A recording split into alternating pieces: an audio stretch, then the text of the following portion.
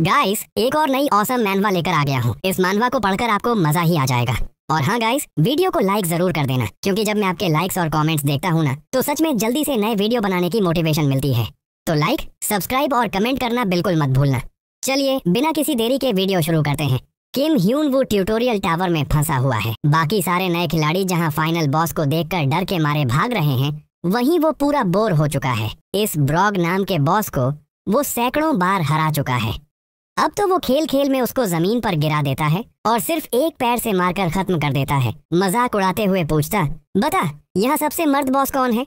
लेकिन इतनी आसान जीत से उसे अब कोई मजा नहीं आता, क्योंकि हर बार जीतने के बाद वह वापस पहली मंजिल पर फेंक दिया जाता है। ये सब शुरू हुआ था उस दिन जब मॉन्स्टर्स पूरी दुनिया में अचानक प्रकट हुए। उन्हीं के साथ एक विशाल ट्यूटोरियल टावर भी आया, जहां इंसान सुपर पावर्स हासिल कर सकते हैं और हंटर बन सकते हैं। बस शर्त ये कि 100 फ्लोर क्लियर कर पाओ। औसतन 10% से भी कम लोग इसे पूरा कर पाते हैं।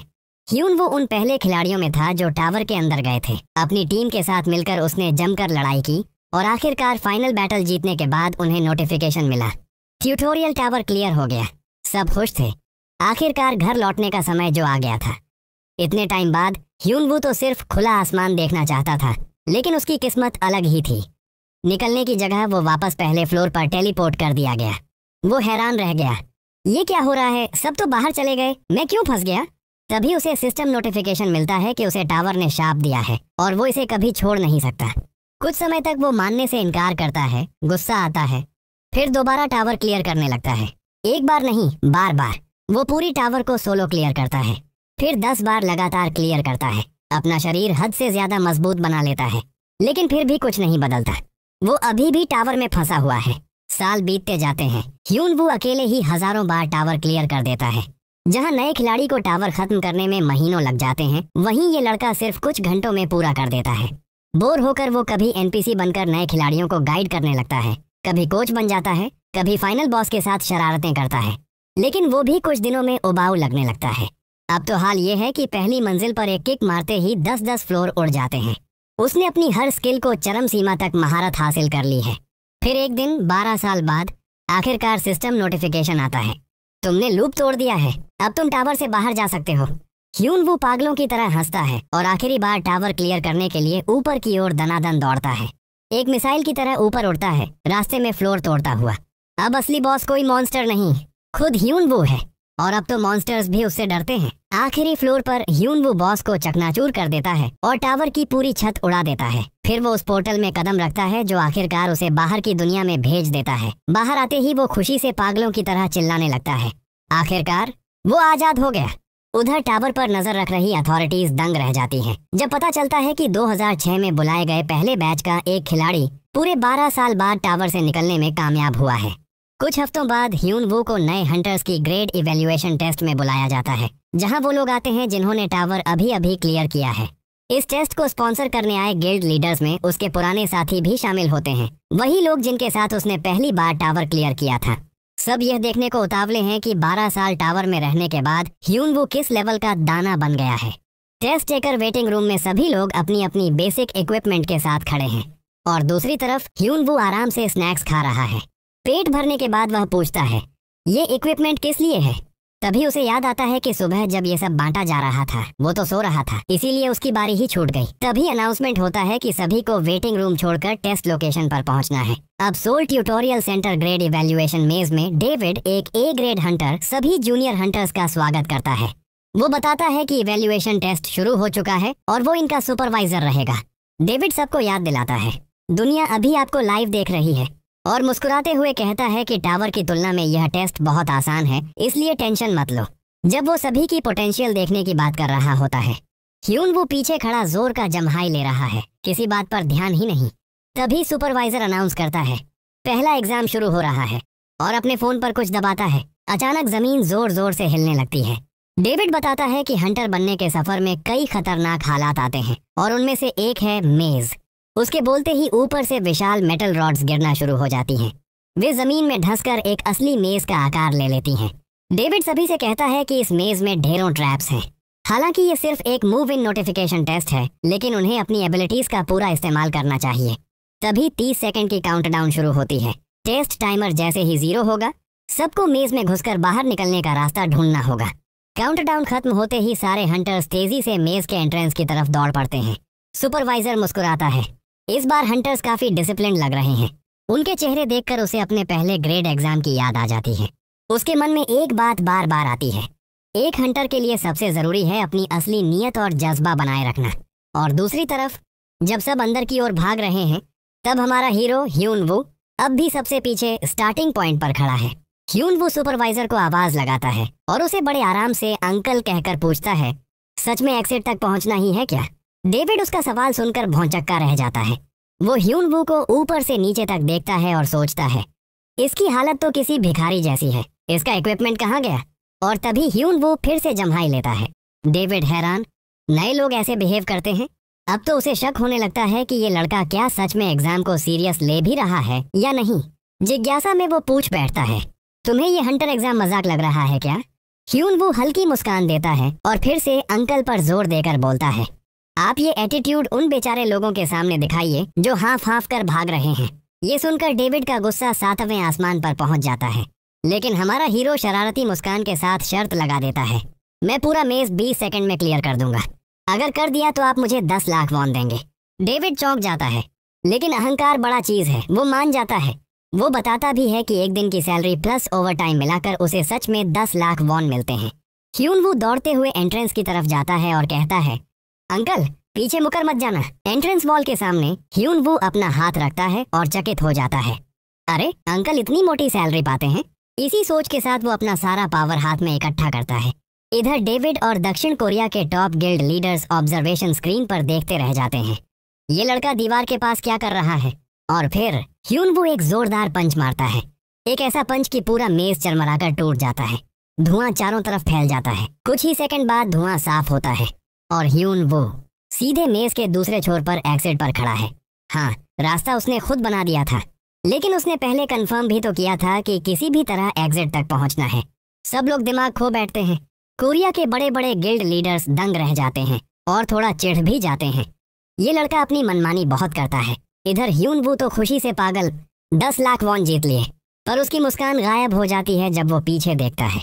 पूरा मेज बुरी तरह तबाह पड़ा है। वो सोचता है, अरे बाप रे, अब नुकसान की भरपाई तो नहीं मांगेंगे। हंटर रैंक असेसमेंट कंपटीशन शुरू होने में सिर्फ 24 घंटे बचे हैं और लाइव हंटर ऑफिस में माहौल काफी टाइट चल रहा है। जून ने इस बार टेस्ट में हिस्सा लेने वाले सभी कंटेस्टेंट्स की लिस्ट चेक कर ली है। तभी उसका साथी पूछता है, क्या इस बार के टेस्ट से कुछ खास उम्मीद रख सकते हैं? जून तुरंत समझ जाती है कि वो उसी एडवांस्ड हंटर वाली अफवाह की बात कर रहा है, लेकिन उसके बारे में जानकारी निकालना इतना आसान नहीं है। हमारे बॉय के अलावा एक और बंदा आ रहा है जो बैकअप हंटर है और जिसने ट्रेडिशनल मार्शल आर्ट्स की दुनिया में ट्रेनिंग ली है। क्योंकि अभी तक कंफर्म नहीं है कि असली एडवांस्ड हंटर आएगा या नहीं, इसलिए बैकअप के तौर पर इस traditional martial artist Kang Hyun को बुलाया गया है। कांग ह्यून वो बंदा है जिसके पास ढेरों स्किल्स और एबिलिटीज हैं और ऊपर से किस्मत भी हमेशा इस पर मेहरबान रहती है। अपने हथियार के दम पर वो बड़े बड़े खतरनाक मॉन्स्टर्स को आराम से धो देता है। शुरू से ही कांग ह्यून को बहुत तवज्जो और इज्जत मिली है क्योंकि वो हर बार सफल रहा है, लेकिन उसे लगा था कि वह सबसे टॉप पर है जब तक उसकी मुलाकात ह्यून वू से नहीं हुई। ये वही दिन था जब हमारा हीरो ट्यूटोरियल टावर को आखिरी बार क्लियर करके बाहर निकलने की कोशिश कर रहा था। उस वक्त ह्यून वू इतना बेकाबू था कि जिसे भी रास्ते में पाता बस धक्का देते हुए आगे बढ़ जाता। कांग ह्यून भी उसी में उड़ा था। कांग तो किसी तरह जान बचाकर लौट आया, लेकिन उसी दिन उसे समझ आ गया, मैं कितना छोटा पड़ गया इसके सामने। वापस वर्तमान में पहला एग्जाम कांग के लिए सफल रहा। अब सबको वेटिंग रूम में वापस बुलाया जाता है जब तक अगली घोषणा न हो जाए। उधर ऑब्जर्वेशन रूम में तमाम लोग सिर्फ एक चीज जानना चाहते हैं, आखिर ह्यून वू ने पूरा एरिया कैसे तोड़ा। अथॉरिटीज भी पूरी कोशिश कर रही हैं कि क्लियर फुटेज मिले, लेकिन हर बार फोटो लेनी हो तो कैमरा लीक आंक्स पर ही जा रहा है। वेटिंग रूम में सभी हंटर्स आपस में फुसफुसा रहे हैं। अफवाह फैल चुकी है कि जो तबाही हुई है वो एडवांस्ड प्लेयर ने की है। कांग ह्यून भी वही बैठा है। उसे पता है कि एग्जाम खत्म नहीं हुआ, मतलब उसे अब भी मौका है ह्यून वू की असली परफॉर्मेंस देखने का, और वो मन ही मन कसम खाता है, इस लड़के से मैं नहीं हारूंगा। उधर ह्यून वू इतना नींद में लग रहा है जैसे कोई ड्रग्स लेकर आया हो। इसी बीच अनाउंसमेंट होता है, आज के रैंकिंग कॉन्टेस्ट का शेड्यूल बदल दिया गया है। 15 मिनट में प्रतियोगिता फिर से शुरू होगी। अब अगला राउंड है मॉन्स्टर वेव टेस्ट। इसमें वर्चुअल ट्रेनिंग मॉन्स्टर्स इस्तेमाल किए जाते हैं जो स्पिरिट स्टोन और लेटेस्ट टेक्नोलॉजी से बनाए जाते हैं। लक्ष्य ये होता है कि तय समय में कितने मॉन्स्टर्स मारे जाते हैं। कांग ह्यून की बारी आती है। ये बंदा वाकई स्किल्ड है, ध्यान पूरा फोकस्ड, मूवमेंट तेज। अपने हथियार में बिजली जैसी ऊर्जा भरकर वो मॉन्स्टर्स पर हमला करता है। धड़ाधड़ एक के बाद एक सबको गिराता जाता है। ऑन ऑब्जर्वर्स दंग। ये अभी अभी टावर से निकला है और पहले से मैजिक स्किल्स भी सीख चुका है। सबको लगने लगता है कि किसी जीनियस को देख रहे हैं। ऐसा परफॉर्मेंस तो रियल लाइफ में होता ही नहीं। कांग बिना रुके बिजली की धाराएं फेंकता जाता है। एक भी पल आराम नहीं। जो भी मॉन्स्टर आता है वो उसी वक्त ढेर। टाइम पूरा होता है और अनाउंसमेंट होता है। कांग ह्यून ने 78 मॉन्स्टर्स को हराया है, अब तक का सबसे बड़ा स्कोर। सभी दंग रह जाते हैं। लोग सोचने लगते हैं ये तो सही में टॉप कैंडिडेट है। पहले राउंड में भी यही पहला होता। अगर एडवांस्ड प्लेयर ने वो हरकत न की होती। अब बारी आती है हमारे लड़के ह्यून वू की। वो एक बार फिर जम्हाई लेते हुए बोलता है, उफ, बहुत थक गया हूँ यार, पर करना तो पड़ेगा ही। टॉप गिल्ड लीडर सियोन हान सुझाव देता है कि बाकी 2 गिल्ड लीडर भी आकर यह परीक्षा देखें, क्योंकि वह जानना चाहता है कि ह्यून वू की फाइटिंग स्टाइल अब कितनी विकसित हो चुकी है। परीक्षा स्थल में दाखिल होते ही ह्यून वू को 120 सेकंड का समय दिया जाता है। 10 सेकंड की काउंटडाउन शुरू होती है। जैसे ही काउंटडाउन खत्म होती है, एक विशालकाय दैत्य अपने हथौड़े जैसे हथियार को उठाकर हमारे लड़के पर हमला करता है। लेकिन ह्यून वू बिल्कुल भी नहीं घबराता। वह अपनी जगह खड़ा रहता है और अगले ही पल एक ही मुक्के में उस दैत्य को धड़ाम से गिरा देता है। यह देखकर सबके होश उड़ जाते हैं। अधिकारी तुरंत पूछते हैं कि कैमरामैन, ये सब रिकॉर्ड हुआ ना? ये तो पूरी मूवी है। इस नज़ारे को देखकर बाकी खतरनाक राक्षस गुस्से से दहाड़ते हुए उस पर टूट पड़ते हैं, लेकिन उनमें से कोई भी उसके एक बाल को भी छू नहीं पाता, क्योंकि ह्यून वू उन्हें भी उसी तरह एक एक करके हवा में उड़ा देता है। अब 56 सेकंड बाकी हैं, लेकिन सब हैरान रह जाते हैं क्योंकि ह्यून वू अचानक गायब हो चुका है, परंतु राक्षसों के सिर अपने आप फटते दिखाई दे रहे हैं। सब सोचते हैं कि क्या यह कोई जादू है, लेकिन सियोकवान कहता है कि यह जादू नहीं हो सकता, क्योंकि अगर ध्यान से देखें तो प्रकाश की गति से चलती हुई किसी इंसान की छाया दिखाई दे रही है। असल में ह्यून वू बिजली की गति से इधर उधर दौड़कर राक्षसों को मुक्का मारते ही उड़ा दे रहा है। कोई हाई लेवल स्किल नहीं, बस पागलपन की हद वाली स्पीड।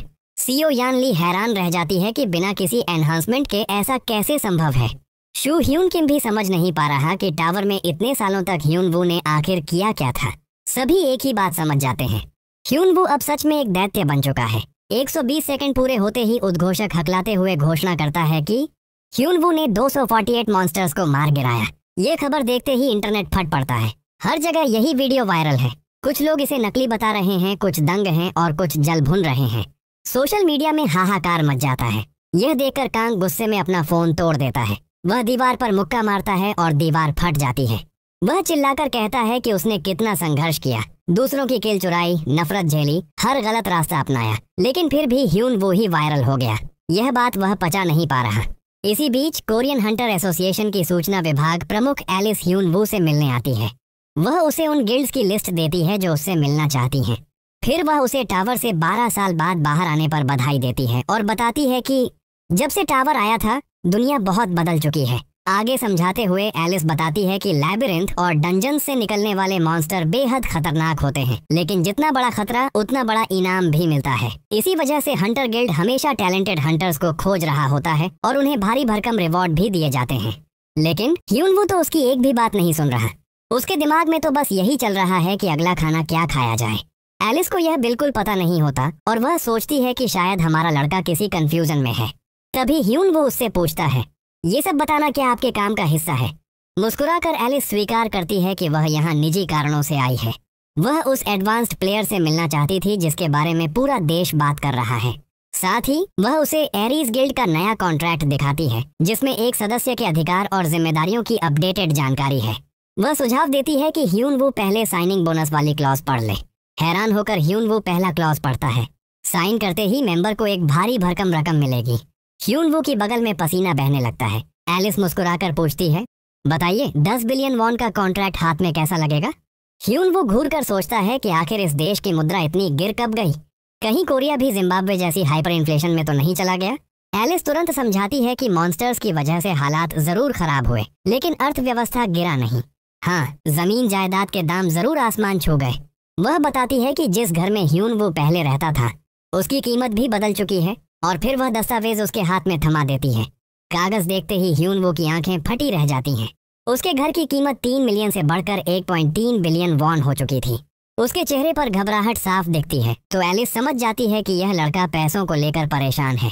वह उसे भरोसा देती है कि चिंता की कोई बात नहीं है, 10 बिलियन वॉन तो बस साइनिंग बोनस है। वह आगे बताती है कि अगर ह्यून वू इस कॉन्ट्रैक्ट की अवधि के बाद इसे रिन्यू करता है तो एरीज गिल्ड उसे 2 गुना साइनिंग बोनस देने को तैयार है। ये सुनकर ह्यून वू का चेहरा बिल्कुल सफेद पड़ जाता है, जैसे खून ही निकल गया हो। एलिस आगे जोड़ती है कि लैबिरिंथ से निकले स्पॉइल्स को वह गिल्ड के साथ शेयर करेगा, लेकिन उसका हिस्सा हमेशा ज्यादा रहेगा। ह्यून वू मुस्कुराते हुए पूछता है, तो क्या गिल्ड कॉन्ट्रैक्ट भी आपकी इंफॉर्मेशन ऑफिसर की जॉब में आता है? एलिस स्वीकार करती है कि उसके कुछ पर्सनल कनेक्शंस हैं और एरीज गिल्ड का एक रिक्रूटर चाहता था कि वह स्वयं यह कॉन्ट्रैक्ट ह्यून वू तक पहुंचाए। लेकिन अंदर ही अंदर ह्यून वू याद करता है कि एसोसिएशन द्वारा आवाज दिए गए प्लेयर्स को कॉन्ट्रैक्ट ऑफर करना गैर कानूनी है। उसी पल एलिस उसे यह कहने वाली थी कि वह आराम से सोचकर फैसला ले सकता है, लेकिन ह्यून वू बीच में ही कह देता है, मैंने फैसला कर लिया है, मैं किसी भी गिल्ड में शामिल नहीं होने वाला, मुझे कोई भी गिल्ड पसंद नहीं।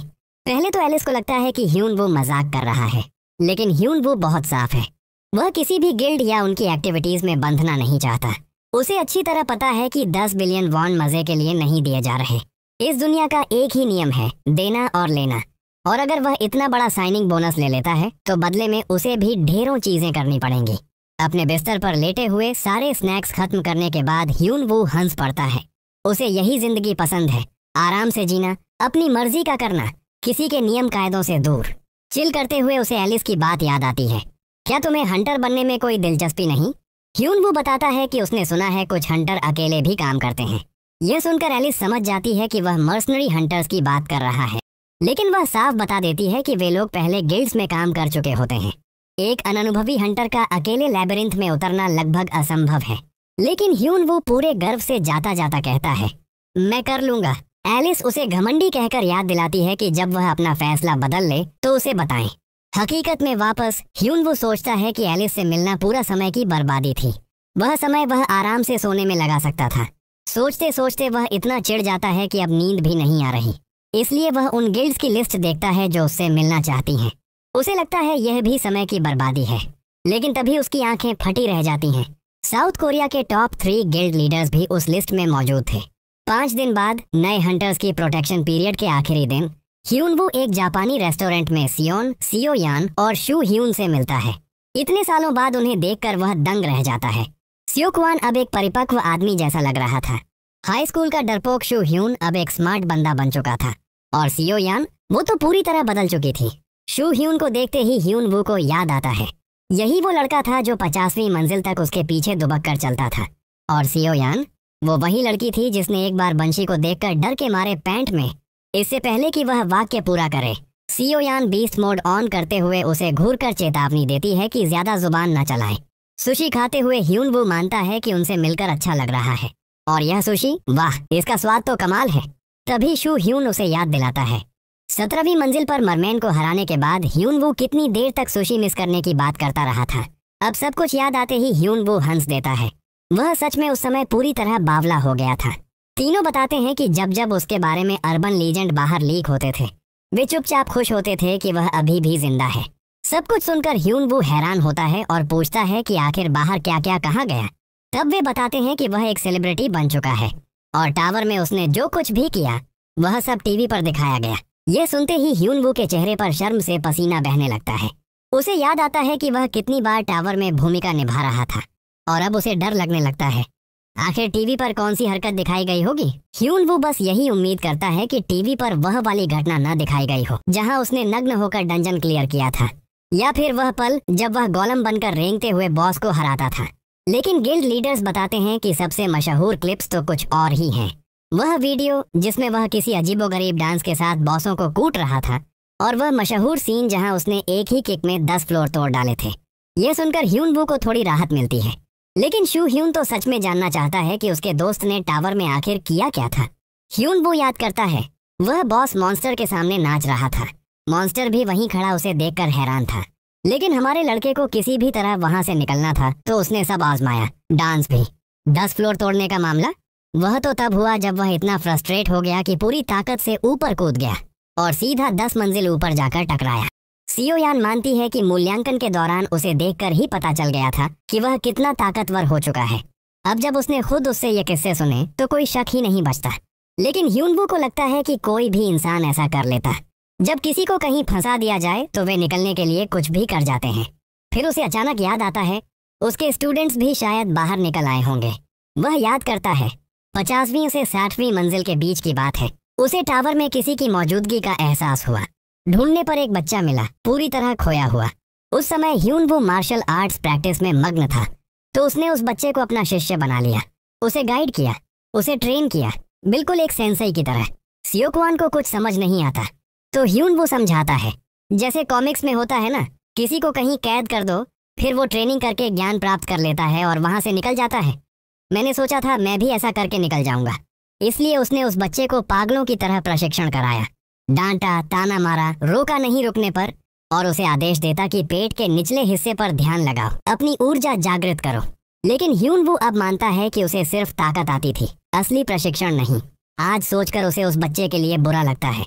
वह ये बात जाहिर नहीं करता, लेकिन अंदर ही अंदर उसे मालूम है कि वह उस समय सच में एक बड़ा झटका था। इसलिए वह राहत महसूस करता है कि उसने मास्क पहना हुआ था, क्योंकि वह नहीं चाहता कि वह लड़का उसे फिर कभी पहचान कर मिल जाए। इसी बीच ह्यूनवू तीनों गिल्ड लीडर से पूछता है पिछले 12 सालों में दुनिया कैसी रही। सवाल सुनते ही तीनों की आवाज थम जाती है। माहौल कुछ पल के लिए भारी हो जाता है। अपने घर वापस पहुंचकर ह्यूनवू अपना स्टेटस विंडो खोलता है और देखता है कि उसकी उम्र 36 नहीं बल्कि 24 दर्ज है। उसे एहसास होता है कि वह इस दुनिया के 12 साल वाकई खो चुका है। अब यह समय वापस नहीं आ सकता, लेकिन वह ठान लेता है अब वह जितना हो सके उतना पैसा कमाएगा और जिंदगी ऐसे जिएगा कि कोई पछतावा न रहे। उसी समय उसकी नजर पड़ती है एंडलेस लूप रिमूव्ड नाम की एक चमकती हुई नोटिफिकेशन पर। जिज्ञासा से भरा ह्यूनवू उस विकल्प पर क्लिक कर देता है।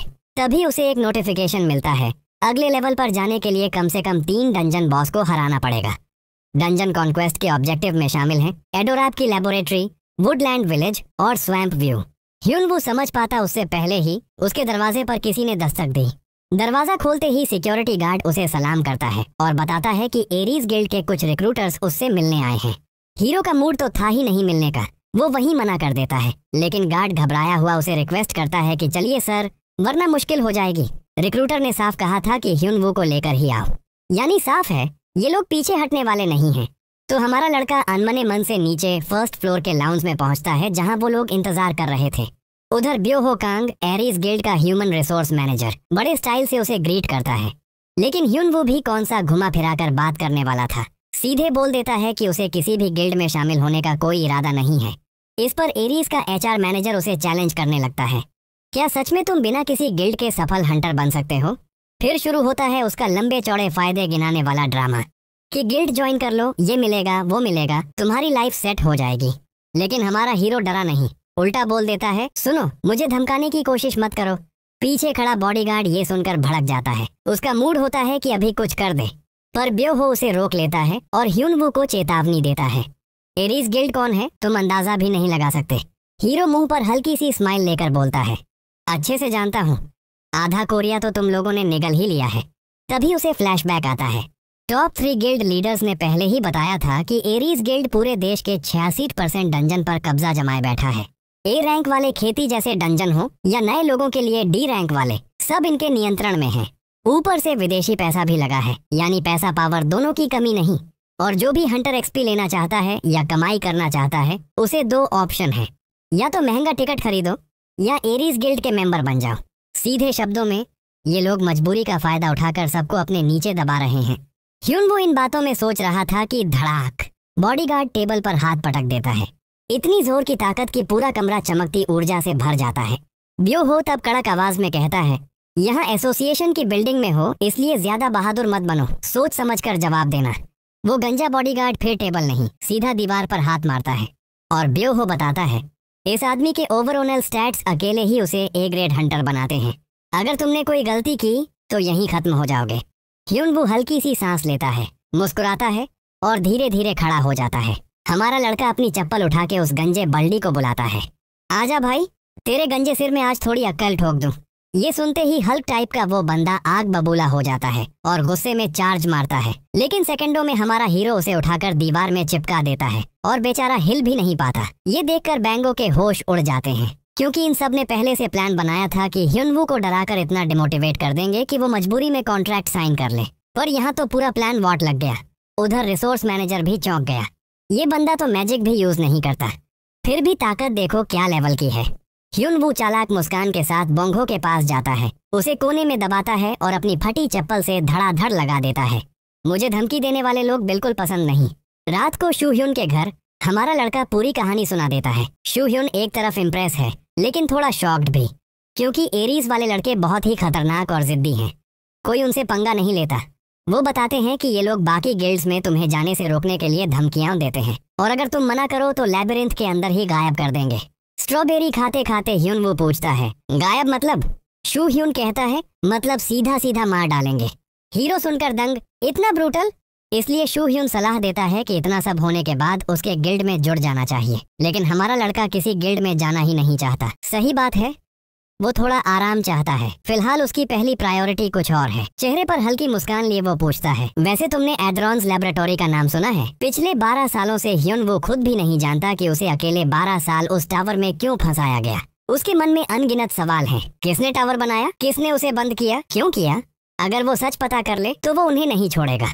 शूह्युन हैरान, अचानक एड्रॉन की लैब में इतनी दिलचस्पी क्यों? वो बताता है कि एड्रॉन की लैब AC या AC- रैंक का डंजन है और नई हंटर्स को पावरफुल बनने के लिए परफेक्ट जगह भी। पर दिक्कत ये है कि उस डंजन पर रेस गिल्ड ने अपना पूरा मोनोपोली जमा रखा है। बिना उनकी मर्जी के वहाँ पैर भी नहीं रख सकते। ये सुनते ही ह्युनवू पूरी तरह झल्ला जाता है। यार, इन गुंडों पर रोकने के लिए कोई कानून वो नहीं है क्या? शूह्युन समझाता है, सरकार के पास टाइम नहीं दोस्त। हंटर्स की कोई वोटिंग पावर नहीं है। ट्यूटोरियल टावर क्लियर ही कितने लोग करते हैं और ऊपर से डंजन इतने खतरनाक कि पुलिस भी ढंग से जांच नहीं कर पाती। ज्यादातर मौतें तो एक्सीडेंट बोलकर फाइल बंद कर देते हैं। ह्युनवू को ये सब पूरा बकवास लगता है, लेकिन ऊपर से देखा जाए तो एरीज एक उभरती हुई इंडस्ट्री का लीडर है जो सरकार को अच्छा खासा टैक्स देता है और हंटर से जुड़ा हुआ कोई भी मामला इतना नाजुक होता है कि बाहर की ताकतों को दखल देने का मौका ही नहीं मिलता। इसी बीच हमारा लड़का फैसला कर लेता है कि वो अंदर चुपके से घुसेगा और अगर वहाँ ढंग की सिक्योरिटी हुई तो सामने से टक्कर लेगा। श्यून उसे चेतावनी देती है कि अगर उसने कोई बेवकूफ़ी की तो एरीज उसकी दुश्मन बन जाएगी। लेकिन अब सोचने का समय नहीं है, क्योंकि हमारा लड़का तो पहले ही उस गिल्ड के रिसोर्स मैनेजर को अपनी रंगत दिखा चुका है। वहीं दूसरी तरफ सियोनु हुक, एक S रैंक हंटर और एरीज गिल्ड की कोरियाई शाखा का मैनेजर, गिल्ड के एक्सपेंशन की मीटिंग में लगा पड़ा है। चीन में फैलाव करने में कम से कम 5 महीने लगेंगे, रूस में 8 महीने और जापान में 7 महीने। सियोनु को इन सबसे फर्क नहीं पड़ता, क्योंकि उसके लिए सबसे जरूरी बात है बाजार में सबके एक कदम आगे रहना। बिल्कुल वैसे ही जैसे फार्मिंग मॉन्स्टर को मारते समय तुम्हें डंजन बॉस से तेज नहीं भागना, बस अपने बगल वाले आदमी से तेज भागना होता है।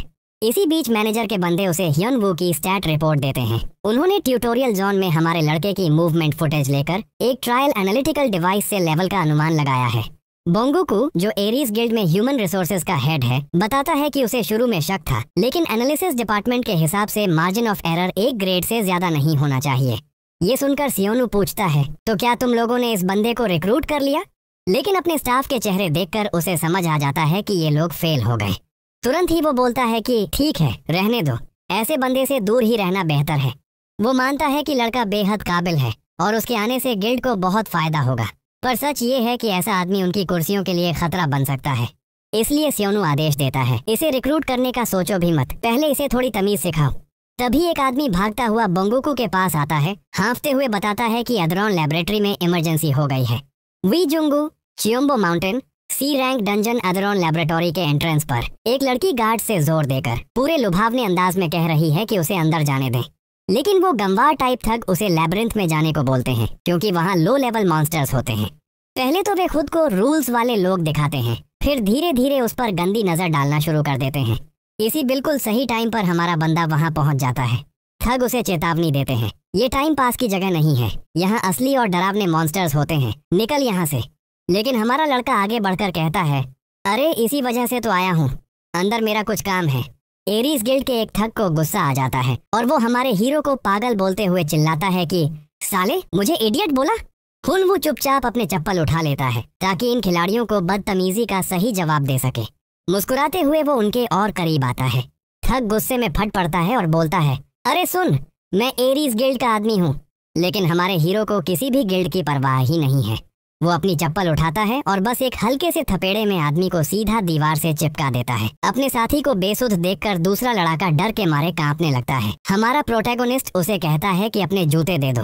वो बंदा समझ नहीं पाता तो ह्यून उसे धमकाता है कि आंखें खुलवानी है क्या। डरा सहमा बंदा तुरंत जूते उतार कर दे देता है। जैसे ही हमारा हीरो नए जूते पहनता है वो हैरान रह जाता है कि इतने हल्के मेटल के जूते भी होते हैं क्या। उधर एरीज गिल्ड वाला रो रहा है कि उसके मैजिक वाले महंगे जूते चले गए, लेकिन हमारा उदार हीरो उसकी नंगे पैर वाली हालत देखकर उसे अपनी चप्पल दे देता है और आराम से निकल जाता है। गेट पार करते ही एरीज वाले गुंडे वहीं बैठकर रोते रह जाते हैं। उधर एसियो यान गुस्से में शूहुन पर चिल्ला रही है कि उसने प्रोटैगोनिस्ट को जाने कैसे दिया। श्यून समझाता है कि उसके पास कोई ऑप्शन ही नहीं था। ह्यून वो तो बस चल दिया, उसे कोई रोक ही नहीं सकता। सियो यान डरने लगती है कि एरीज गिल्ड जैसे खतरनाक लोगों से पंगा हो गया। श्यून बताता है कि उसने हमारे हीरो को सब बता दिया था, लेकिन वो फिर भी बाहर निकल गया और कोई उसे रोकने की ताकत रखता भी नहीं। सियो यान हक्का बक्का रह जाती है और पूछती है कि क्या सच में ह्यून वू ने एरीज गिल्ड को दुश्मन बना लिया है। शू ह्यून बोलता है कि जितना उसने सुना है, हाँ, अब तो राइवलरी पक्की है।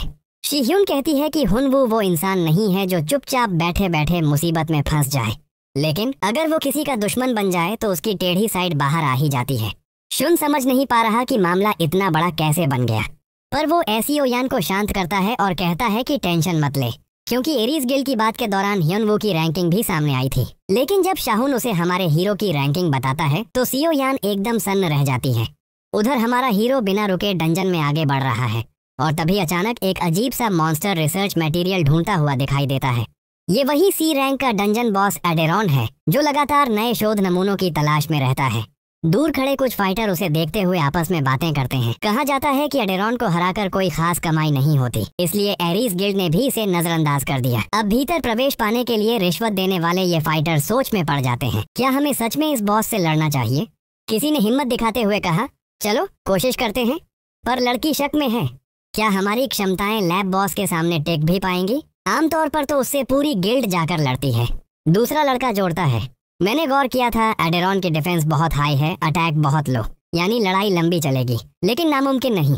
रणनीति बनती है, धीरे धीरे उसे गिराना है और जरा भी खतरा दिखते ही भाग जाना है। प्लान तय।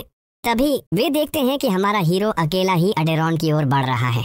हनवू बिना एक बूंद डर के उस बॉस के सामने खड़ा हो जाता है।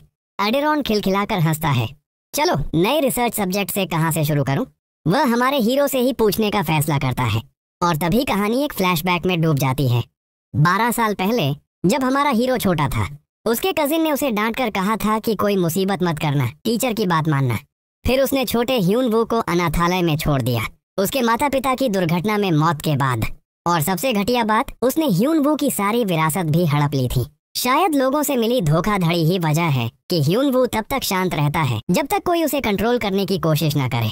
लेकिन एक बार किसी ने उसे अपना दुश्मन बना लिया तो वह उसका सबसे बुरा रूप देखेगा और उस दुश्मनी को जिंदगी भर नहीं भूलेगा। एडेरॉन अपनी सुई घुमाता हुआ पागलों की तरह हंस रहा है। कहाँ से शुरू करूं? तुम ही बताओ। लेकिन हमारे हीरो की आवाज धमाके की तरह गिरती है, बस रुक जा। लैब बॉस हक्का बक्का, एक इंसान, वो भी उससे आदेश की भाषा। पर उसके समझने से पहले ह्यून वू की एक मुट्ठी उसे उड़ाकर दीवार में गाड़ देती है। पीछे खड़े फाइटर्स की आंखें फटी रह जाती हैं और हमारा लड़का बॉस की तरह चलता हुआ वहां से बाहर निकल जाता है। एडेरॉन का लैब मिशन क्लियर। अब अगला टारगेट फॉरेस्ट विलेज। पीछे खड़ा हंटर ग्रुप दंग है। ये तो वही है, एडवांस्ड प्लेयर ह्यून वू। उसे सामने देखकर ही उन सबकी रीढ़ में सिहरन दौड़ जाती है। इधर Aries guild Korea branch. HR manager Korea management division के हेड वू चुनयोंग के ऑफिस में आता है। वह एक फाइल पकड़ाकर पूछता है, क्या ब्रांच मैनेजर हु सुन वू ने कोई निर्देश भेजे। चुनयोंग जैसे ही फाइल खोलता है चौंक जाता है। एक नए हंटर की फाइल में 2 A रैंक स्टैट्स। HR शांत होकर कहता है, ये फाइनल रिजल्ट नहीं है, बस टेम्पररी एनालिसिस है। पर फिर भी चुनयोंग दबी मुस्कान में कह उठता है, ये तो सच में राक्षस जैसी स्टैट्स हैं। HR धीरे से जोड़ता है, ऑन ऑर्डर है कि उसे बस हल्का चोट पहुंचानी है, लेकिन अगर थोड़ी ज्यादा लग जाए तो भी कोई दिक्कत नहीं। चुनयोंग समझ जाता है यह एक्स्ट्रा इच्छा HR की खुद की है। HR समझाता है, वह लड़का हमारे एक्सक्लूसिव डंजन में घुस गया था और उस समय हमारी सुरक्षा टीम पर हमला किया था। चुनयोंग आत्मविश्वास से कहता है, चिंता मत करो, वह लड़का हमारी गिल्ड को एक खरोंच तक नहीं पहुंचा पाएगा। लेकिन चुनयोंग चाहता है कि ये सब चुपचाप निपट जाए। ब्रांच मैनेजर पहले ही चीन में गिल्ड के विस्तार के कारण भारी तनाव झेल रहा है, ऊपर से मैनेजमेंट भी इन कार्रवाइयों को सपोर्ट कर रहा है। क्योंकि सामने खड़ी है टायरेंट गिल्ड, चीन की नई टायरेंट गिल्ड। सिर्फ 2 साल में उन्होंने चीन के 52% डंजन्स पर कब्जा कर लिया और सिर्फ 4 साल में टॉवर से बाहर निकलते ही उनका लीडर गिल्ड को एक दैत्य बन चुका संगठन बना देता है। उनके हर लीडर की एक ही पहचान, राक्षसों जैसी ताकत। सबसे हैरान करने वाली बात, टायरेंट गिल्ड के गिल्ड लीडर की असली पहचान आज तक पब्लिक के सामने नहीं आई। हालांकि वह दुनिया की एस रैंक रैंकिंग में 5वें स्थान पर दर्ज है, फिर भी उसका चेहरा राज बना हुआ है। चुनयुंग HR मैनेजर को भरोसा दिलाता है, ह्यून वू की चिंता मत करो, और जोड़ता है, टायरेंट गिल्ड से निपटने में ही हमारी जान अटकी है। हमारे पास फालतू लोग नहीं, बस कुछ एक्सपर्ट भेजेंगे उसे हल्का नुकसान पहुंचाने के लिए। उधर हमारा हीरो टॉवर से आए इंसान के लिए स्मार्टफोन किसी जादुई हथियार से कम नहीं। ह्यून वो कैमरा खोलकर दुनिया की टेक्नोलॉजी देखकर दंग रह जाता है। फिर वह अपने दोस्त की फोटो खींचकर मोबाइल से खेलने लगता है। ह्यून चिढ़ जाता है, ये फोन मैंने संपर्क रखने के लिए दिया था और ये इसे खिलौना बना रहा है। लेकिन आखिरकार वह बताता है, फॉरेस्ट विलेज सोल गिल्ड के मैनेजमेंट में है। हमारा हीरो मोबाइल में इतना खोया है कि स्यून की बातों पर ध्यान ही नहीं देता, जब तक कि वह ये नहीं कह देता, फॉरेस्ट विलेज में अभी कोई मॉन्स्टर नहीं है। ह्यून वो एकदम चौंक जाता है।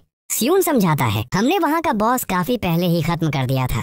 वह बताता है कि यहाँ की दुनिया ट्यूटोरियल टावर से बिल्कुल अलग है। टावर में बॉस और मॉन्स्टर रोज रिस्पॉन हो जाते थे, लेकिन असली डंजन्स में नॉर्मल मॉन्स्टर कभी खत्म नहीं होते और बॉस उन्हें वापस आने में बहुत समय लगता है। ह्यून वो हैरान, पूरा 1 महीना? शू ह्यून हंसते हुए बताता है, हमने बॉस को 4 हफ्ते पहले मार दिया था, बस 2-3 दिन और रुको। ह्यून वो फिर पूछता है, और वो सामने दिख रहा स्वैम्प वाला डंजन? ह्यून कंधे उचका देता है, उसके बारे में ज्यादा नहीं पता, वो एरीज गिल्ड कंट्रोल करती है। अब हमारे हीरो के चेहरे पर चिड़चिड़ाहट, एक मॉन्स्टर मारने के लिए इतनी दिक्कत क्यों? उसी बीच ह्यून पूछता है, वैसे तुम हंटर एसोसिएशन में कब रजिस्टर करोगे? पहले तो ह्यून वो इसे हवा में उड़ाता है, पर ह्यून जब पैसे वाला पॉइंट बताता है, हमारे लड़के की आंखें चमक उठती हैं। रुक, सिर्फ रजिस्टर करने से पैसे? ह्यून समझाता है, 2-3 महीनों में उसे कुछ कार्य पूरे करने होंगे। फिर बताता है, B rank 8 million, A rank 2.5 million और ए से एस तक का गैप आसमान जितना बड़ा। लेकिन जब ह्यून वो सुनता है कि स्वयं शू ह्यून हर महीने 7 मिलियन कमा रहा है, हमारा हीरो दंग रह जाता है। बस मैं अभी जा रहा हूँ रजिस्टर कराने। अगली सुबह हमारा hero Hunter association ability evaluation centre की ओर निकल पड़ता है अपनी रजिस्ट्रेशन कराने के लिए। जब ह्यून वो अपना नाम बताता है, रिसेप्शनिस्ट का चेहरा अचानक चमक उठता है। अरे वही लड़का जो 12 साल तक टॉवर में फंसा था। वह याद करता है कितने लोग आए थे सिर्फ हमारे हीरो के बारे में पूछने, पर रिसेप्शनिस्ट सोचता है इसमें कोई खास बात नहीं है, लोग बस शोर मचा रहे हैं। सभी चेक के बाद वह ह्यून वो को आई ऑफ द सीकर की ओर इशारा करता है। यहाँ उसका हंटर रैंक दिखाई देगा होलोग्राम पर। ह्यून वो हाथ रखता है। रिसेप्शनिस्ट अंदाजा लगाता है शायद B+ तक हो सकता है, लेकिन जैसे ही रैंक दिखाई देती है उसका तो मुंह ही खुला रह जाता है। चेहरा देखकर ह्यून वो खुद भी हक्का बक्का। अचानक रिसेप्शनिस्ट की चीख पूरे बिल्डिंग में गूंजती है और फिर क्या, हमारा हीरो बन जाता है सारे शहर का टॉपिक। उसकी असली स्कोरिंग ने सबको चौंका दिया। खबरों में लिखा सारी एस, और दुनिया में कोई भी ऐसा स्कोर नहीं रखता। ह्यून वो अपने फोन पर न्यूज पढ़ते हुए चौंकता है, इतने कम समय में मेरी खबर फैल गई। सीहुन समझाता है, एडवांस प्लेयर्स हमेशा हॉट टॉपिक होते हैं और जब से तुमने एरीज गिल्ड के डंजन में टहलका मचाया सबकी निगाहें तुम पर हैं। सीहुन जानता है कि हमारे हीरो को इन सब चीजों से कोई फर्क नहीं पड़ता, लेकिन वह यह भी समझता है कि एरीज गिल्ड अब चुप नहीं बैठेगी। उनके इलाके में घुसकर जो तूफान ह्यून वो ने खड़ा किया है उसका बदला वे जरूर लेंगे। वह चेतावनी देता है, सावधान रहना, वो लोग पीछा नहीं छोड़ेंगे। पर ह्यून वो एक कान से सुना दूसरे से उड़ा दिया। अचानक ह्यून वो अपने फोन को देखकर जोर से हंसने लगता है। स्क्रीन पर लोडिंग स्क्रीन वाली हंटर फोटो, अजीब सी पोज और ओवर एक्टिंग वाला ऑनरा इफेक्ट। वह हंसते हुए बोलता है, ये क्या बकवास फोटो है? ह्यून शांत आवाज में कहता है, वो मैं हूँ। और फिर पूरा कमरा चुप, एकदम अजीब सी खामोशी। कुछ पल बाद ह्यून वो पूछता है, तू मेरे साथ इतना घूमता क्यों है? बाकी सब तो हर वक्त बिजी रहते हैं। शी ह्यून मुस्कुराता है, मैं भी बिजी हूँ, लेकिन मैं जानबूझकर टाइम निकालता हूँ क्योंकि तू मेरा दोस्त है। उधर Aries guild management branch basement, HR manager Hyun वो की असेसमेंट रिपोर्ट देखकर पसीने पसीने। चुनयुंग अब समझ चुका है कि ब्रांच मैनेजर क्यों चाहता था कि इस लड़के को हैंडल किया जाए। डरे हुए HR को वह भरोसा दिलाता है, चिंता मत करो, शिनचुन गैंग संभाल लेगी। ये सुनते ही HR का चेहरा खिल उठता है। आखिर जो शिकारी चीन में जल्द ही S रैंक बनने वाला है वही अब ह्यून वो से निपटेगा। अब उसे पूरा भरोसा है कि उसकी समस्या जल्द खत्म हो जाएगी। उधर फॉरेस्ट विलेज में ह्यून वू चौंकता है, यहाँ कोई गार्ड क्यों नहीं, ये तो डंजन है। स्यून समझाता है, ये डंजन हमारी गिल्ड की प्रॉपर्टी है। घड़ी रात के 12 बजाती है, बॉस स्पॉन होने वाला है। तीनों अंदर की ओर बढ़ते हैं, लेकिन उन्हें पता नहीं दूर एक परछाई चुपचाप उन्हीं पर नजर गड़ाए हुए है। फॉरेस्ट विलेज डंजन में हमारे हीरो के साथ एक नया शख्स जुड़ता है, पार्क गामून। श्यून बताता है ये लूट उठाने आया है, जिसे बेचकर पैसा मिलता है। ह्यून वो चौंकता है, लूट बेचकर पैसे, लेकिन उसका असली झटका तो तब लगता है जब वह सुनता है ये आइटम 20 से 35 मिलियन के होते हैं। हमारा लड़का दिमाग हिलाते हुए, लोग इन चीजों का करेंगे क्या? ह्यून एक लंबी सांस लेकर समझाता है, इनसे आर्मर और वेपन्स बनते हैं, लेकिन तुझे ये बातें समझ नहीं आने वाली। इसी दौरान पार्क कैमरा निकालकर रिकॉर्डिंग शुरू करता है और पूछता है, भाई रिकॉर्ड कर लूं? ह्यून वू को कोई दिक्कत नहीं, पर वह पूछता है क्यों? जब उसे पता चलता है कि वीडियो से एड रेवेन्यू आता है, वह तुरंत बोल उठता है, चलो 8/22 में पार्टनरशिप करते हैं। साफ दिख रहा है पैसे वाले काम में हमारा हीरो सबसे आगे बढ़ते हुए शू ह्यून हमारे हीरो को एक कागज पकड़ डालता है। यह डंजन भूल भुलैया है, बाहर निकलना मुश्किल होता है। ह्यून वो नक्शा देखता है, उस पर अलग अलग मार्किंग्स, और फिर सीधा हवा में फेंक देता है। श्यून अवाक, ये क्या किया तूने? पर हमारा हीरो किसी और ही लेवल पर खेल रहा है। वह विशाल पेड़ के पास जाता है और पार्क से कहता है, मेरी फोटो ले। ह्यून वो पेड़ के करीब जाता है और धड़ाम एक जोरदार मुक्का मारता है। पार्क और स्यून की आंखें बाहर गिरने को तैयार। पूरी जमीन के अवरोध एक ही मुक्के में साफ हो जाते हैं और उन मलबों के पीछे छिपा डंजन बॉस टेवन हेडेड ओगर साफ दिखाई देने लगता है। पार्क अब भी रिकॉर्डिंग कर रहा है, लेकिन खुद जम चुका है। एक ही पंच में उसने रास्ता बना दिया। जैसे ही ह्यून वू अपनी जबरदस्त ताकत दिखाता है, पार्क गैमून एक्साइटमेंट में उसके पीछे भागने लगता है। तभी हमारा लड़का तेजी से दौड़कर उस विशाल ओगर की तरफ जाता है, एक छलांग मारता है और सीधे उसके कंधे पर लैंड करता है। अगले ही पल धड़ाम, चेहरे पर एक जोरदार मुक्का और पूरा डंजन बॉस जमीन पर ढेर। ह्यून वू उसके ऊपर खड़ा है, मानो जीत का ताज पहन चुका हो। उधर पार्क गमून तो लिटरली रोते रोते वीडियो रिकॉर्ड कर रहा है, ये तो पक्का वायरल जाएगा। लेकिन परछाइयों में खड़ा शिनचुंग गांग अभी भी हमारे हीरो पर नजर रखे हुए है। इसी बीच एरीज गिल्ड के मैनेजमेंट ऑफिस में शिनचुंगोंग अपने बॉस चंग के पास अपनी रिपोर्ट देने पहुंचता है। वो बताता है कि हमारे हीरो की फिजिकल पावर इतनी ज्यादा है कि उसे स्किल्स या मैजिक की जरूरत ही नहीं पड़ती। शिन भी मानता है कि लड़का खतरनाक है, लेकिन एक नजर में ही उसने उसे रोकने का तरीका ढूंढ लिया है। चुंग युन बताता है कि ह्यून वू जल्द ही एरीज गिल्ड के डंजन विजिबल स्वैम्प में जाने वाला है और शिन इसे परफेक्ट मौका मानकर उसकी तैयारी करने लगता है। उधर हमारा हीरो विजिबल स्वैम्प के एंट्रेंस पर खड़ा है। उसे लग रहा है कि कुछ गड़बड़ है, पर शायद वो ज्यादा सोच रहा है। तभी एसीओ यन का मैसेज आता है, एरीज गिल्ड से सावधान रहने की चेतावनी। लेकिन ह्यून वू को समझ नहीं आता कि सब क्यों इतनी टेंशन ले रहे हैं। उसे तो एरीज गिल्ड की बिल्कुल परवाह नहीं। सीओ यन नाराज होकर पूछती है कि वो उनके एक्सक्लूसिव डंजन में आखिर क्यों जा रहा है। ह्यून वू बस इतना कहता है, कुछ काम है। वो पूछती है क्या वो जानबूझकर एरीज गिल्ड को छेड़ने जा रहा है, और हमारा ठंडा दिमाग वाला हीरो सीधा जवाब देता है हाँ। ये सुनकर एसीओ यान पूरी तरह टेंशन में पड़ जाती है। सीओ यान जानती है कि वो बेवजह टेंशन ले रही है। उसके स्टैट्स, उसकी ताकत और वो वायरल वीडियो जिसमें उसने पूरा डंजन तहस नहस कर दिया, सब देखकर साफ है कि ह्यून वो खुद का ख्याल रख सकता है। फिर भी वो उसे आखिरी बार सलाह देती है, एरीज गिल्ड वालों से दूर रहना और अपना काम जल्दी खत्म करके बाहर निकल आना। विजिबल स्वैम्प एक ए रैंक डंजन है और एसीओ यान को शक है कि एरीज गिल्ड उसी दिन पहुंचेगी जिस दिन बॉस मॉन्स्टर स्पॉन होगा, इसलिए वो और भी ज्यादा चिंतित है। ह्यून वू उसकी बात का सम्मान करता है, डोंट वरी, मैं संभाल लूंगा। हाँ, लेकिन जैसे ही वो विजिबल स्वैम्प के गेट पर पहुंचता है, फिर से वही एरीज गिल्ड के लोग उसके सामने खड़े होते हैं। उनमें से एक एरीज हंटर आगे बढ़कर ह्यून वू को धमकी देता है, आरीज को दुश्मन मत बनाना वरना पछताओगे। हमारा हीरो एसीओ यान की सलाह याद करता है, लोगों से बचकर रहना था, लेकिन ये लोग तो खुद ही पीछे पड़ जाते हैं। ह्यून वू झल्लाकर बोलता है, तुम एरीज के लोग सब एक जैसे ही हो, हमेशा ऊपर से बात करते हो, हर बार पिटते भी हो और फिर गिल्ड का नाम लेकर बचने की कोशिश करते हो। उस शिकारी का गुस्सा फट जाता है, वो तलवार निकालकर ह्यून वू पर झपटता है, लेकिन अगले ही पल धड़ाम, हमारा लड़का बिना किसी मेहनत के उसे गिरा देता है और सीधा डंजन के अंदर चला जाता है। जैसे ही ह्यून वू गेट के भीतर कदम रखता है, डंजन का विशाल मॉन्स्टर जाग उठता है, लेकिन हमारा हीरो वो बिना रुके बिना डरे बस यूं ही चलता चला जाता है। मॉन्स्टर उसकी तरफ गरजते हुए बढ़ता है और ह्यून वू के चेहरे पर जरा सी भी चिंता नहीं। आखिरकार हमारा हीरो पहुंच जाता है डंजन के असली खतरे के सामने। मेगा एलिगेटर इस ए रैंक डंजन का घातक बॉस। ह्यून वू को तुरंत याद आती है एसीओ यान की क्लास, उसकी मोटी टफेस्ट लेदर, उसकी हाई मैजिक रेजिस्टेंस और उसकी लेदर और दांतों की तगड़ी मार्केट वैल्यू। ये सब सोचकर उसके चेहरे पर एक शातिर सी मुस्कान आ जाती है। एक पल भी गंवाए बिना ह्युन-वू उस विशाल एलिगेटर पर हमला कर देता है और एक ही प्रहार में उसे धराशायी कर देता है। वो उसे वहीं चीरने के लिए आगे बढ़ता है, लेकिन बॉस मॉन्स्टर डर कर भागने लगता है। ह्युन-वू उसे यूं भागने कैसे देता। वो आगे बढ़कर उसकी पूंछ पकड़ लेता है और खींचकर रोक लेता है। अब तुझे थोड़ा झूला झुलाता हूँ, कहते ही हमारा हीरो उस 20 टन वाले एलिगेटर को बच्चे की तरह हवा में घुमाना शुरू कर देता है और फिर पूरा जोर लगाकर उसे दीवार में पटाख से दे मारता है।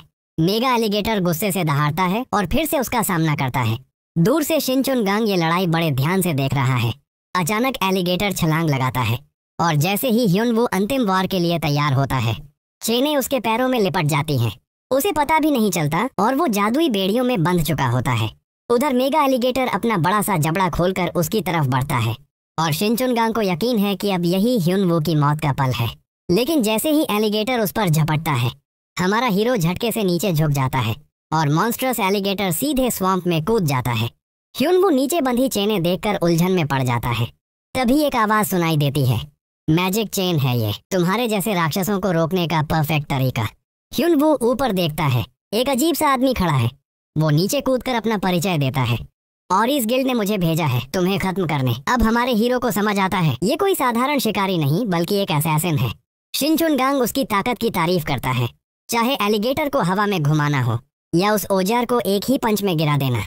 लेकिन उसे सबसे ज्यादा हैरानी ये देखकर हो रही है कि जादुई चेन में फंसने के बाद भी ह्युन-वू इतना शांत कैसे है। ह्युन-वू पहले तो हैरानी में पड़ जाता है, ये चेन आखिर करती क्या है, लेकिन अगले ही पल उसे एहसास होता है कि उसका पूरा शरीर बिल्कुल हिल ही नहीं पा रहा।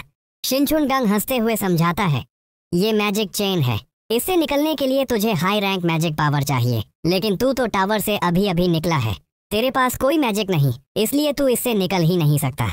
लेकिन हमारा हीरो, वो तो और ज्यादा कंफ्यूज है, इसमें दिक्कत क्या है।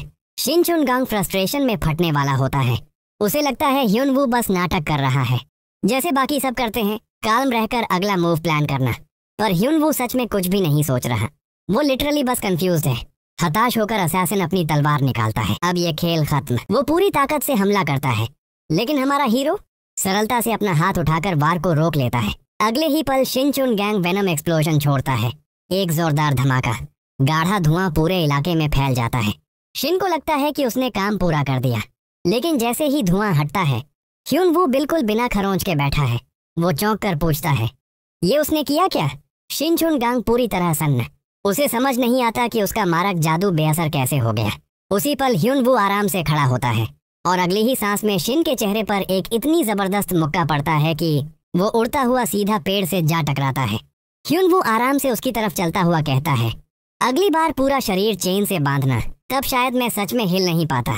शिनचुनगांग समझ ही नहीं पा रहा कि उसका सामने वाला आदमी चेन में बंधा होने के बावजूद कैसे ऐसी हरकतें कर रहा है। उधर हमारा हीरो आराम से उसे बताता है, लगता है चेन ढीली पड़ गई है, ठीक से काम नहीं कर रही।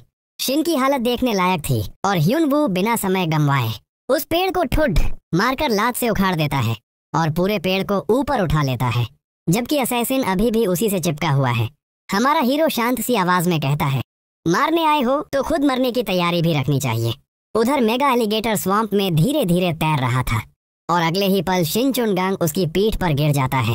ह्युन-वू उस पूरे पेड़ को उठाकर सीधा स्वैम्प में फेंक देता है और उसी पल एलिगेटर भी खत्म।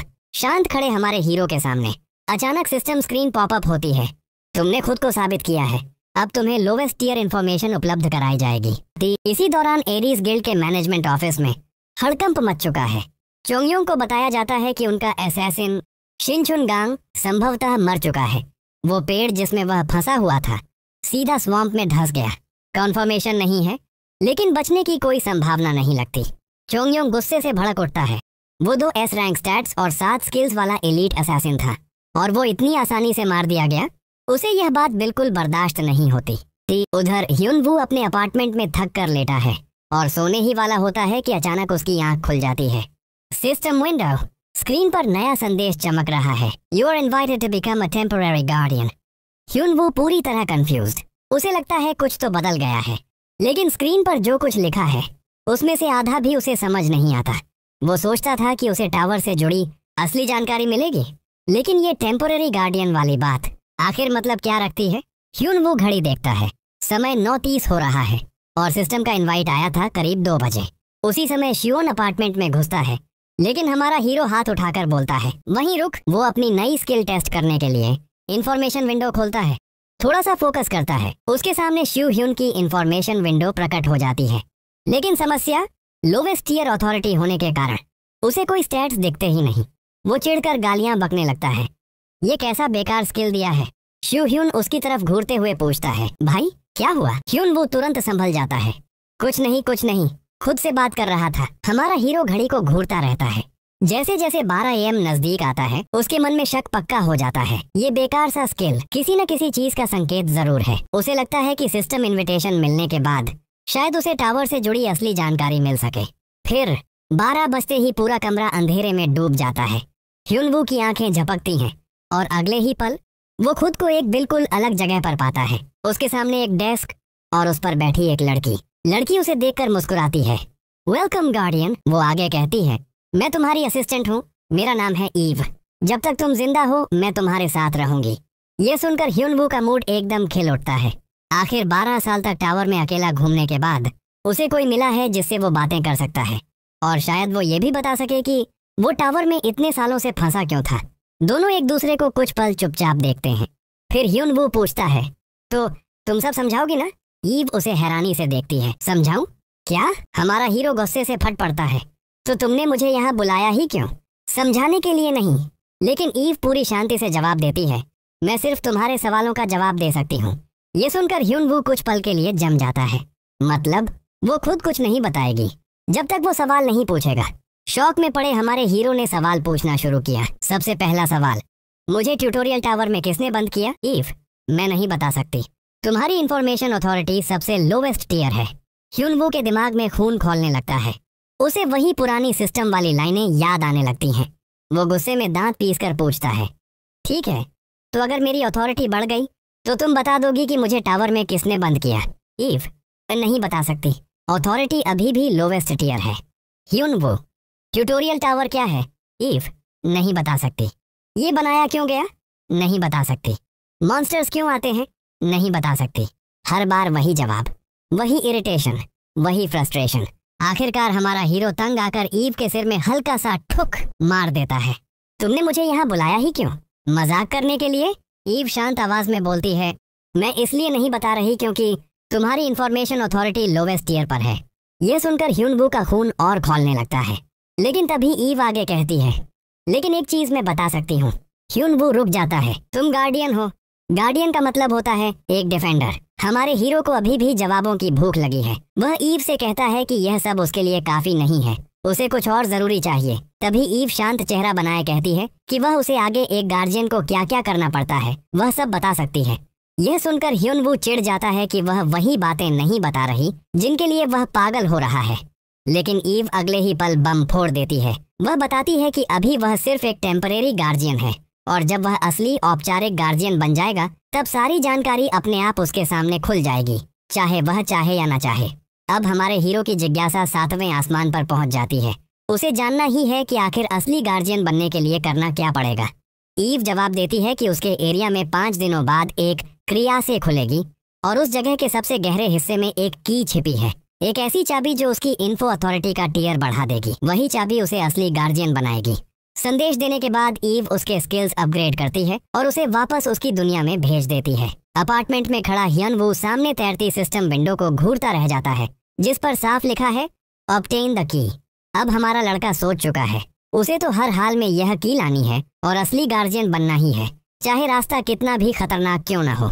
उधर उसके दोस्त यह सुनते ही दंग रह जाते हैं। वो एक दूसरे को अजीब नजरों से देखने लगते हैं और तभी शू ह्यून भारी आवाज में बताता है, क्रियास कोई नॉर्मल जगह नहीं, वो तो एक भयंकर आपदा है। मीनवाइल एरीज गिल्ड के हेडक्वार्टर में हुक सन-वू गुस्से में फट पड़ता है, क्योंकि उसे पता चलता है कि उसके मैनेजमेंट का सबसे ताकतवर हंटर भी ह्यून-वू के हाथों हार गया है। चुनयुंग चुपचाप खड़ा शर्म से सिर झुकाए हुए है। सुन-वू उसे दिलासा देता है कि वो उसे दोष नहीं दे रहा, लेकिन फिर उसकी आवाज ठंडी पड़ जाती है। वो यू को ऑर्डर देता है, सबको इकट्ठा करो, अगर कोई तरीका है तो उस ह्यून-वू को कुचल दो। सुन-वू पैसे का बंडल उसकी ओर फेंकता है और बोलता है, पहले वाले से भी ज्यादा ताकतवर मर्सनरीज लेकर आओ। यू समझ जाता है कि बॉस की क्या मंशा है। अब सनवू का ध्यान अगले टारगेट पर जाता है, टायरेंट गिल्ड। उधर चीन में टायरेंट गिल्ड के लोग एरीज सदस्यों की धुनाई कर रहे हैं और सनवू समझ जाता है कि उसकी सारी प्लानिंग गड़बड़ा रही है। गुस्सा उसके अंदर लगातार बढ़ता जा रहा है। दूसरी तरफ हमारे प्रोटैगनिस्ट की आंखें चमक उठती हैं जब वो $2 बिलियन की रिंग देखता है। वन हंग उसे बताता है कि इस तरह की चीजें लैब्रिंथ्स में आम मिलती हैं। हुनवू को समझ नहीं आता लैब्रिंथ और डंजन में फर्क क्या है। उसके दोस्त समझाते हैं डंजन में मॉन्स्टर्स मरने के बाद स्पिरिट स्टोन्स जैसे रिसोर्सेज मिलते हैं। लैब्रिंथ में ट्रेजर ट्रोव होता है जहां आर्टिफैक्ट्स जैसे एन्चांटेड आइटम्स मिलते हैं, यानी सच्चा जैकपॉट। वन हंग उसे बताता है कि ये रिंग एन्चांटेड आर्टिफैक्ट है। हमारा हीरो गेम लाइक फंक्शंस देखकर दंग रह जाता है। ये चीजें तो नॉर्मल इक्विपमेंट से कहीं ज्यादा ओपी निकलती हैं। वो रिंग को ध्यान से देखता है और तभी सिस्टम स्क्रीन पॉपअप होती है। सिस्टम बताता है कि वो अपने स्पेशल स्किल से आइटम डिस्क्रिप्शन पढ़ सकता है। हमारा हीरो तुरंत ट्राई करता है। पूरा इंफॉर्मेशन बोर्ड उसकी आंखों के सामने खुल जाता है। हालांकि पूरा डिस्क्रिप्शन रिडैक्टेड है क्योंकि हमारा हीरो लोवेस्ट टियर अथॉरिटी वाला है। हमारा प्रोटैगनिस्ट इस बेकार और यूजलेस स्किल से थोड़े अनॉयड होता है, लेकिन ठान लेता है कि मेन मिशन के बाद लैब्रिंथ जरूर जाएगा। वो रिंग की कीमत कंफर्म करने के बाद वान ह्योंग को वापस कर देता है और अपना ध्यान मेन्यू पर लगाता है। हमारा हीरो मेन्यू पढ़ता है और सब कुछ ऑर्डर करने का फैसला कर लेता है। उसके दोस्त शॉक में हैं, सोच रहे हैं कि ये सब वो कैसे खा लेगा, लेकिन वान ह्योंग उसे हिम्मत देता है, जो चाहो सब ऑर्डर करो। ठीक उसी वक्त हुनवू अपने दोस्त से पूछता है क्रिया से क्या है, और फिर से सभी चौंक जाते हैं। खाना खाते खाते हमारा हीरो समझता है कि क्रियास का मतलब है जमीन अचानक फट जाएगी और अनगिनत मॉन्स्टर्स बाहर आएंगे। स्यून समझाता है कि चाइना और जर्मनी जैसे देशों ने क्रियास देखा और इसे हेल गेट कहा। ह्युनवू सोचता है कि ईव ने इसे कितनी कैजुअली बताया था। पहले उसे लगा था कि ये नॉर्मल चीज है, लेकिन अब उसे डर लगता है अगर ऐसा कोरिया में हुआ तो क्या होगा। पूरी टीम गहरी सोच में डूब जाती है। शूह्युन बताता है हालांकि हम इसे रोक सकते हैं, लेकिन लोवेस्ट सी रैंक क्रियस भी उस इलाके को पूरी तरह बैरन कर देगा। सभी जानते हैं कि उनके गिल्ड्स और कुछ अन्य गिल्ड्स मदद करेंगे, लेकिन एरीज गिल्ड सिर्फ कुछ वीकलिंग्स भेजेगा और दिखावा करेगा। हमारा प्रोटैगनिस्ट अपने दोस्तों से कहता है 4 दिन आराम करो और खूब खाओ। जब वे पूछते हैं कि इसका मतलब क्या है, तो सिर्फ इतना बताता है जल्द ही पता चल जाएगा। इसी बीच एयरपोर्ट में लोग महसूस करते हैं कि जमीन हिल रही है। पहले लोग सोचते हैं शायद अर्थक्वेक आया है और जल्दी से बाहर निकलने की कोशिश करते हैं, लेकिन अचानक जमीन फट जाती है। इसी समय रोब्स पहने एक आदमी अपने मास्टर के पास जाता है और रिपोर्ट करता है 9वीं मंजिल जाग चुकी है। मास्टर पूछता है और हमारे प्रोटैगनिस्ट का क्या? आदमी जवाब देता है वो अभी तक नहीं जागा, लेकिन वह जोड़ता है ज्यादा समय नहीं लगेगा और हमारा हीरो जल्द ही ऑफिशियल टाइटल पाएगा। मास्टर मुस्कुराता है और सोचता है परफेक्ट टाइमिंग। अब देखना होगा कि हमारा हीरो क्या कर सकता है। गिम्पो इंटरनेशनल एयरपोर्ट में जमीन पूरी तरह हिल रही है। लोग पैनिक में दौड़ते हैं। आग हर जगह फैल रही है और न्यूज तुरंत इवैक्यूएशन ऑर्डर जारी करती है। 5 किलोमीटर के भीतर के सभी नागरिक तुरंत निकलें। एयरपोर्ट इमरजेंसी लॉकडाउन में चला जाता है। एसोसिएशन के हंटर्स लगातार मदद करने आते हैं। काउंटलेस मॉन्स्टर्स क्रियास से बाहर निकलकर अटैक करते हैं और स्थिति दिन ब दिन और खराब होती जाती है। एयरपोर्ट के लॉकडाउन में हंटर्स मॉन्स्टर्स का सामना करते हैं। रुकीज डर के मारे कांप रहे हैं। जायंट फेरोशियस मॉन्स्टर ने उन्हें घेर रखा है। लीडर्स चिल्लाते हैं बी करेजियस, नहीं तो मर जाओगे। तभी हमारा हीरो बाइंड स्किल इस्तेमाल करता है, अपने साथियों को बचाता है और अपनी तलवार से मॉन्स्टर को मार डालता है। रुकी सोचता है, लेकिन लीडर उसे कहता है अब सिर्फ फाइटिंग पर ध्यान दो। हंटर्स मॉन्स्टर्स से लड़ते हैं, लेकिन उनकी संख्या देखकर सभी कर्स करने लगते हैं। लीडर लगातार मॉन्स्टर्स काटता है, लेकिन उसे पता है और भी मॉन्स्टर्स बस घेरते रहेंगे। मॉन्स्टर्स एयरपोर्ट में लगातार आते रहते हैं और हंटर्स कुछ करने के लिए मजबूर हैं। अचानक कुछ हंटर की नजर पकड़ लेता है। जैसे ही वो पलटते हैं, एक जायंट स्केलेटन उनकी ओर बढ़ता है। हंटर्स डर से कांप उठते हैं A+ रैंक मॉन्स्टर देखकर। वे जानते हैं कि अब लड़ाई बेकार है, उनकी मौत तय है। स्केलेटन अपने जायंट स्टिक को उठाता है। फाइटर शील्ड से उसका सामना करता है। स्केलेटन स्ट्राइक करता है, लेकिन हंटर ब्लॉक नहीं कर पाता और कार में उड़कर जा गिरता है। जायंट स्केलेटन इंजर्ड हंटर के पास चलता है। लीडर चिल्लाता है सोल्जर उठो, लेकिन कोई जवाब नहीं आता। तभी स्केलेटन का सिर टुकड़ों में टूट जाता है। हमारा हीरो मॉन्स्टर के अंदर से कूदता है और भीड़ में उतरता है। सभी हंटर्स शॉक में रह जाते हैं। उनकी नजर उसके कपड़ों पर पड़ती है और वो समझ जाते हैं ये कोई और नहीं बल्कि फेमस एडवांस्ड प्लेयर किम हायन वू है। हीरो को नोटिफिकेशन मिलता है गिम्पो एयरपोर्ट के क्रियास में गहराई तक जाकर की हासिल करो और अपनी ताकत साबित करो। बचे हुए समय 22 मिनट 32 सेकंड। अब उसे एयरपोर्ट की गहराई में जाकर एक्सप्लोरेशन करनी होगी। इसी बीच आसपास खड़े लोग देख शॉक में हैं। यह देखकर कि कैसे हीरो ने स्केलेटन को एक ही वार में गिरा दिया, जल्दी ही वो लोगों को पीछे वाले मॉन्स्टर के बारे में चेतावनी देता है। मॉन्स्टर्स की संख्या बहुत ज्यादा है, इसलिए वह फटाफट बीच में कूदता है और थोड़ा मदद करता है। रीइंफोर्समेंट्स आने वाली थी, लेकिन तब तक हमारा हीरो किसका इंतजार करता। एक झटके में वो वही भारी विशाल हथौड़ा उठा लेता है जिसे स्केलेटन ने पहले इस्तेमाल किया था, और सीधा राक्षसों की भीड़ पर फेंक मारता है। हथौड़े का टकराना मतलब पूरा जमीन हिल जाना और उन राक्षसों का चित्त हो जाना। पास खड़े इंसान इस नज़ारे को देखकर दंग रह जाते हैं। इतनी ताकत, इतनी आसानी, सबकी आंखों में उम्मीद लौट आती है। अगर ये एडवांस प्लेयर हमारे साथ है तो रीइंफोर्समेंट आने तक हम जरूर संभाल लेंगे। लेकिन तभी हीरो उल्टा दौड़ना शुरू कर देता है। सबके जबड़े गिर जाते हैं। उम्मीद भाग क्यों रही है, पर लड़ने के अलावा कोई चारा नहीं। राक्षसों की गिनती खत्म होने का नाम नहीं ले रही। सब थक चुके हैं, पर अंदर फंसे लोगों को बचाने की आग उन्हें लड़ने पर मजबूर करती है। इतने में सोल गिल्ड का किम स्यून अपने सदस्यों के साथ पहुंचता है और एक ही बार में राक्षस को 2 हिस्सों में फाड़ देता है। कुछ सेकंड बाद ओरंग गिल्ड की ली सियोन अपनी टीम लेकर उतरती है और फिर गोगुर्यो गिल्ड के हान सियोन अलाइज के साथ पहुंचते हैं। उम्मीद एक बार फिर लौट आती है। सियोन हड़बड़ी में पूछती है, हीरो कहाँ है? वो अभी अभी आगे बढ़ा था। तो जवाब मिलता है, वो पहले ही क्रियास के कोर के अंदर जा चुका है। सियोकुअन के आदेश पर सभी गिल्ड्स पूरी ताकत झोंक देते हैं। राक्षस हवा में उड़कर हमला करने आते हैं, लेकिन इन शक्तिशाली वॉरियर्स के सामने उनकी कोई औकात नहीं। शी ह्यून तो अंदर बाहर दोनों तरफ राक्षसों को साफ कर रहा है, जबकि एसियो यान अपनी बिजली की ताकत से पूरी भीड़ को पिघला रही है।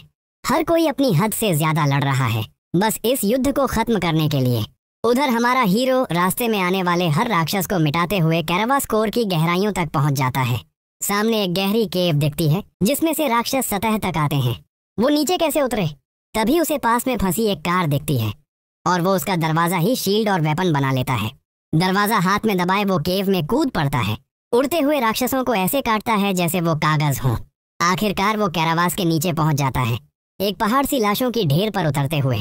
अचानक अंधेरे से एक भारी भरकम लाल राक्षस बाहर आता है। उसकी कमर में एक की लटक रही है। हुनु समझ जाता है बस यही की चाहिए। वो पूरी आत्मविश्वास के साथ उस विशालकाय राक्षस की तरफ दौड़ता है, लेकिन अगले ही पल उसे जोरदार धक्का पड़ता है। वो उछलकर दीवार से टकराता है। हैरान होने का समय भी नहीं मिलता। दूसरा हमला और भी भारी।